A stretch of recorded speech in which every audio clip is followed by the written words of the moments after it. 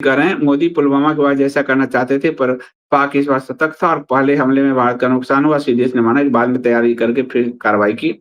इसमें एक और बात है रमाशंकर जी। देखिए, जेट गिरने से ज़्यादा ज़रूरी है कि क्यों गिरा? एक और बड़ी बात है। ये क्यों गिरा जो है, ये क्या है? इसका मतलब है कि जो हमारे विदेश मंत्री ने क्या कहा कि हमने ऑपरेशन के स्टार्ट में ये बता दिया था, यानी पाकिस्तान को सावधान कर दिया था, जिसके कारण हमें नुकसान हुआ।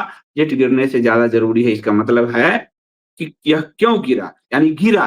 राफेल गिरने की जो कहानी जिसमें है, उसको सीडीएस कह रहे हैं। चीफ ऑफ डिफेंस स्टाफ, सभी सेनाओं के प्रमुख, उनको भी अब गाली दे रहे हैं बाजमुल्ले, तो क्या करिए? तो और वही जो निकल गया विदेश मंत्री के मुँह से, उसको डैमेज कंट्रोल में ही जुट रहे हैं। नहीं, नहीं, हमने तो बाद में कहा। तुम तो ये कह सकते थे ना सीधे-सीधे कि हमने पाकिस्तान को सूचना दी। At the start of the operation